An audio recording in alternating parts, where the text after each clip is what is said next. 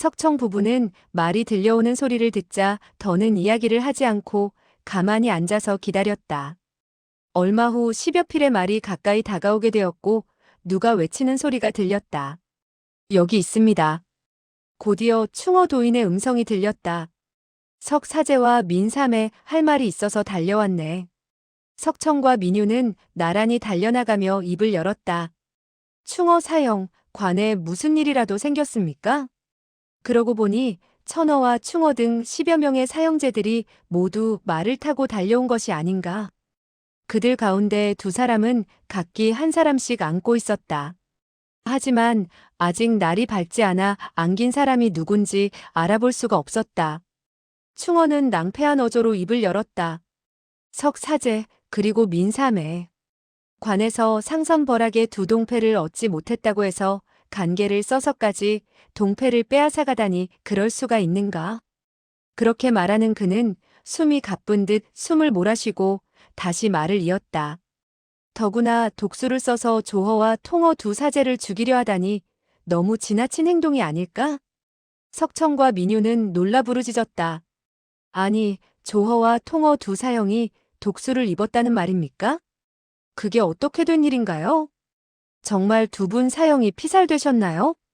그들 부부는 두 사형의 안위가 걱정이 되어 미처 변명도 하지 못했다. 충어는 노기등등하여 외쳤다. 자네들이 비열한 자들과 결탁하여 독약을 쓰지 않았다면 누가 이런 짓을 했단 말일세.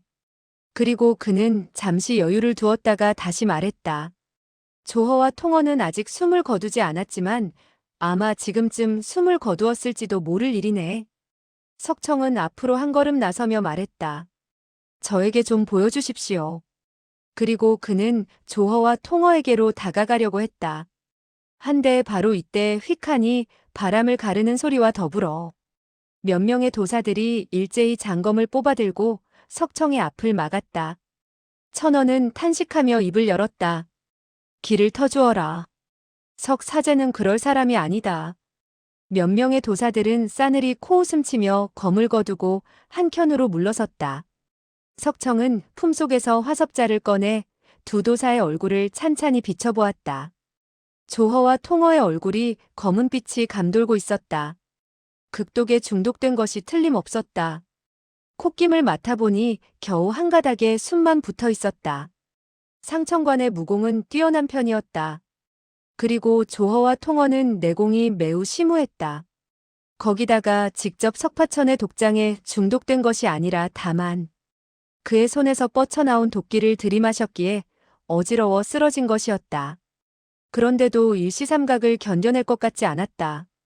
석청은 잠시 살펴보았으나 아무것도 발견할 수가 없어서 민유 쪽으로 얼굴을 돌렸다. 3회, 어느 파의 독인지 살펴보구려.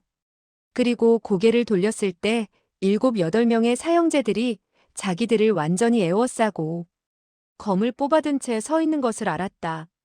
민유는 주위의 그와 같은 사태에는 전혀 신경을 쓰지 않고 석청이 내미는 화접자를 받아들고 두 사람의 얼굴을 비춰보았다.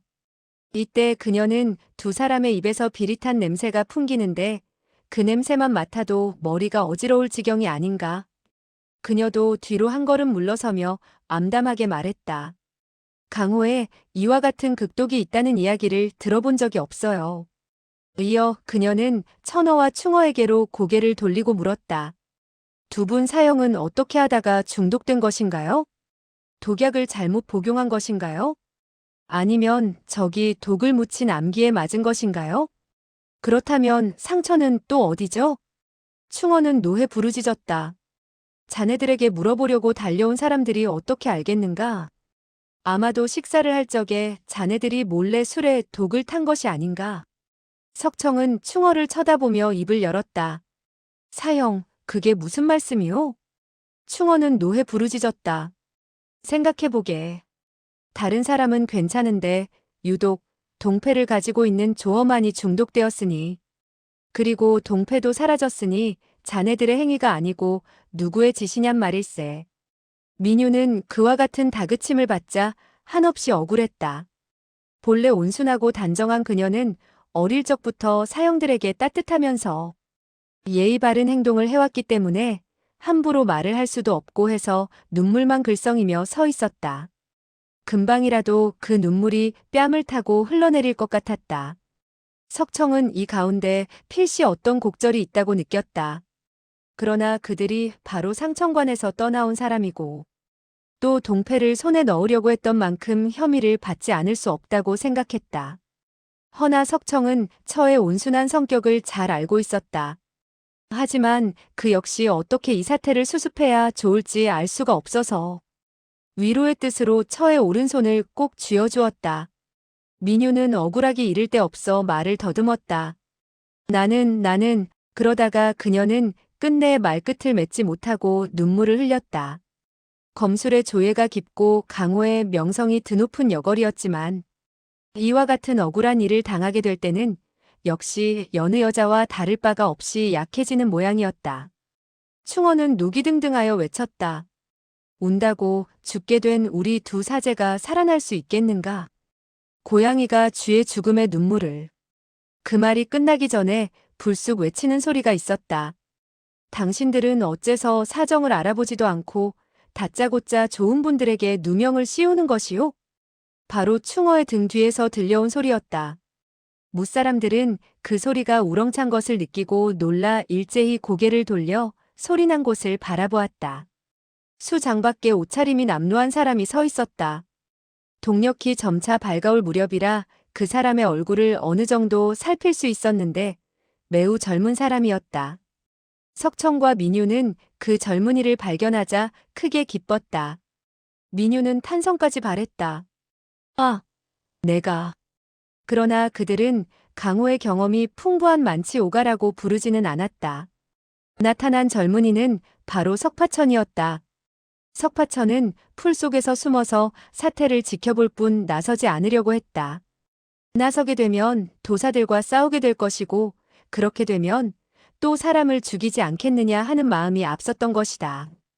그러나 충어의 말이 갈수록 사나워지고 자기에게 호의를 보여준 다정하고 인정 많은 아주머니가 자기 때문에 수모를 당한 끝에 눈물까지 흘러내리고 있는 것을 보고 가만히 있을 수가 없었다. 이때 충어가 큰 소리로 물었다. 자네는 누구인가? 어째서 빈도가 죄 없는 사람에게 억울한 누명을 씌운다고 하는가? 석파천은 늠름한 태도로 말했다. 석장주와 석부인은 당신네들의 동패를 갖지 않았는데 당신이 자꾸 가졌다고 하니 억울한 누명을 씌우는 것이 아니고 무엇이요? 충어는 검을 든 채 앞으로 한 걸음 나서며 외쳤다.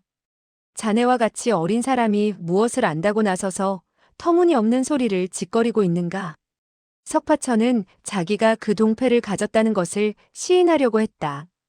그러면 상대방이 빼앗으려고 할 것이고 자기가 빼앗기지 않으려면 그들과 싸워야 한다는 생각에 신중히 대답했다. 물론 내가 알고 있기에 하는 소리 외다. 충어는 그 말을 듣자 이 젊은이가 사정을 알고 있을지도 모른다는 생각을 했다. 그럼 누가 가져간 것이지? 석파천은 석청 부부를 한번 쳐다보고 말했다. 어쨌든 석 장주와 석 부인이 가져간 것은 아니오. 당신은 그들에게 잘못을 저질렀으며 석 부인으로 하여금 눈물까지 흘리게 했소. 그리고 그는 엄숙한 어조로 다시 말했다. 그야말로 큰 실수를 저지른 셈이니 빨리 석 부인에게 사과를 하시오. 민유는 그동안 그렇게 그리워하고 근심했던 아들이 무사한 것을 보자 뭐라고 말할 수 없는 기쁨을 느꼈다. 더구나 그 아들에게 무수한 심혈을 기울인 그녀가 아닌가. 또 그동안 남모를 눈물도 많이 흘린 그녀였다. 그러한 그녀에게 아들이 나서서 어머니를 편들 뿐만 아니라 충어에게 사과를 하라는 말까지 하는 것을 보고 한없이 위로를 받았다. 20년간 아들을 위해 고생하며 받은 굴욕이 한꺼번에 사라지는 느낌이었다. 석청 역시 그러한 그녀의 마음을 이해했다. 그리고 석중옥이 못된 짓을 하기는 하지만 어머니를 위하는 효성은 지극하다고 생각했다. 이때 충어는 그가 반박하고 나서는 것을 보자 소리 높여 외쳤다. 내 녀석은 도대체 누구이기에 나보고 석 부인에게 사과를 하라고 하느냐? 민유는 이때 기쁨에 충만되어 충어의 불손한 인사말마저 잊어버렸다. 오히려 아들이 그와 충돌을 일으키면 사문의 화목을 깨뜨린다는 생각에 재빨리 입을 열었다. 충어 사형은 일시 오해를 한 것이고 모두 한 집안 사람이니 사과할 것까지는 없어요. 그리고 그녀는 석파천에게 부드러운 어조로 말했다. 이곳에 계신 분들은 모두 너의 사백과 사숙이시다. 빨리 인사드려라. 석파천은 본래 민유에 대해 포근한 감을 느끼고 있었던 터였다. 그런데 지금 눈물을 글썽이는 눈동자에 사랑스럽고 애처롭다는 듯한 빛을 띠고서 자기를 바라보고 있는 모습을 대하자 가슴속으로부터 뜨거운 것이 확 치밀었다. 한평생 그와 같은 정을 받아보지 못하고 자라난 그는 지금 죽으라고 해도 죽을 수 있을 것 같았으며 그까짓 절 몇 번 하는 것쯤 뭐가 어려우랴 하는 생각이 들었다. 그 즉시 그는 생각도 해보지 않고서 무릎을 꿇고 충어 쪽을 향해 절을 했다. 석 부인께서 절을 하라시니 당신들에게 절을 하는 것이요. 천어와 충어 등은 어리둥절해졌다. 석파천이 석 부인에게 그토록 순종하는 것을 보고 아들 하나는 죽었고 다른 아들 하나는 그 누구에게 사로잡혀갔다고 했으니 아마도 석청 부부의 제자인가 보다고 생각했다. 충어는 성질이 급한 편이었으나 현문의 사도인지라. 석파천이 그와 같은 대례를 행하는 것을 보고 화가 가라앉았다. 그는 즉시 말에서 내려와 석파천을 부축해 일으키려고 했다. 뭐 그렇게 겸손해할 것은 없네. 한데 석파천은 석 부인이 자기에게 큰 절을 하라고 했으니 일일이 절을 다 해야겠다는 생각에 충어가 부축해 일으키려고 하는데도 몸을 일으키지 않았다. 충어는 부축을 하려는 그 순간 석파천의 몸이 천근같이 무거워진 것을 느꼈다. 동시에 울화가 치밀었다. 이 녀석이 자기의 내력을 믿고 위더른인 나에게 자랑을 하려고 하다니. 그리고 그는 내력을 두 팔에 돋우고 힘을 주어 들어 올리려고 했다. 들어 올렸다가 왈칵 밀어버리면 석파천이 곤두박질 치게 되는 것이다. 석청 부부는 충어의 자세를 보고 동문으로 같이 무예를 배운 만큼 이미 자기 아들의 버릇을 가르치려고 한다는 것을 알았다. 따라서 석청은 약간 울화가 치밀어 속으로 코웃음 쳤으나 충어가 자기의 사형이니 부득이 아들로 하여금 쓴맛을 약간 보도록 하는 수밖에 없다고 생각했다. 한데 민유는 큰 소리로 부르짖었다. 사형, 너무 심하게 하지 마세요. 한데 갑자기 휙 하는 소리와 더불어 충어의 몸뚱이가 허공으로 치솟더니 뒤로 날아가 바로 자기 말에 부딪혔다. 그리고 몸이 휘청하는 것을 천근추의 수법을 써서 간신히 자세를 바로 잡았다. 한데 이번에는 말이 길게 울부짖더니 앞발굽을 들었다. 원래 석파천의 웅후한 공력이 충어에 압박하는 힘에 반탄력이 생기게 되어 충어가 오히려 곤두박질 칠 뻔했던 것이다. 이렇게 되자 모두들 깜짝 놀라지 않을 수 없었다. 석청 부부는 양주성 밖의 토지묘에서 석파천과 건법을 대련한 까닭에 그의 내력이 엄청나다는 것을 잘 알고 있었다. 그러나 그와 같이 웅후하리라고는 생각지 못했기 때문에 역시 어리둥절해지고 말았다.